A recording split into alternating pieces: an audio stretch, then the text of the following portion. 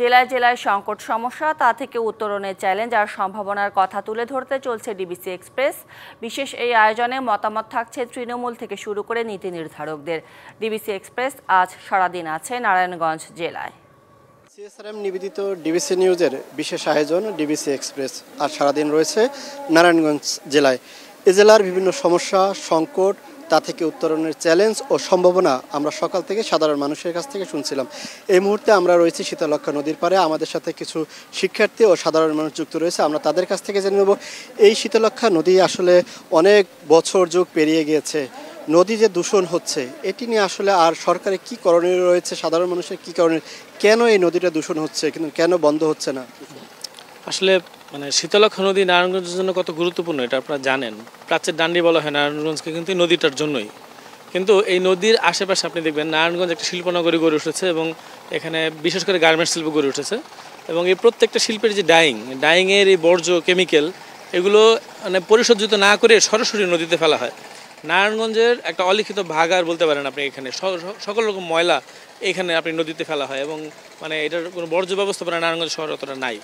এবং যত রকম নারায়ণগঞ্জে ড্রেন আছে, ড্রেনেজ সিস্টেম যেটা আছে সেটা কিন্তু সব শেষ প্রান্তে শীতলক্ষ্যা নদীতে এসে ঠেকেছে। এখন এই অবস্থায় আমরা দেখতে পাচ্ছি যে শীতলক্ষ্যা নদী আপনি বলতে পারেন যে মৃতপ্রায় আর কি। আপনি এখানে প্রচুর মাছ পাওয়া যেত কিন্তু এখন এসে মাছ পাওয়া যায় না। পানি এত দুর্গন্ধ, আপনি পানি তো খাওয়া তো দূরের কথা, এখন আপনি এটা হাতও দিতে পারবেন না, এমন দুর্গন্ধ অবস্থা।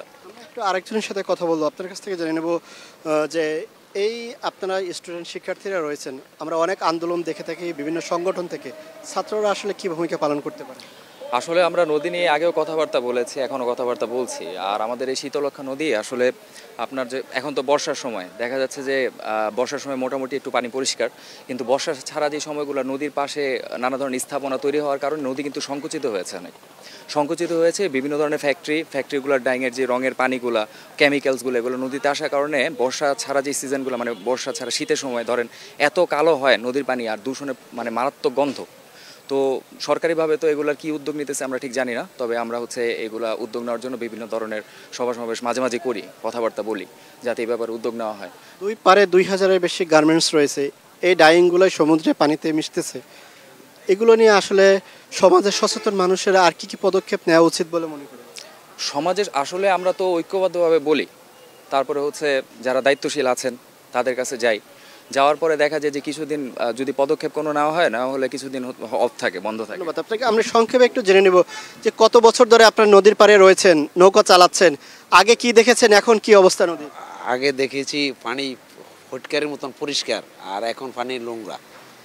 আমি প্রায় 30 বছর ধরে নৌকা বইতেছি এই ঘাটে, কিন্তু দেখা গেছে এই নদীর প্রতি কেউ একটা নেয় না, কেউ কোনো পদক্ষেপ নেয় না। তারপরে ধন্যবাদ আপনাকে আমাদের সাথে যুক্ত থাকার জন্য। আমরা রাত 9টায় আবারও যুক্ত হব নারায়ণগঞ্জ জেলা প্রশাসকের সাথে। ততক্ষণ পর্যন্ত ডিবিসি এক্সপ্রেসের সাথেই থাকুন।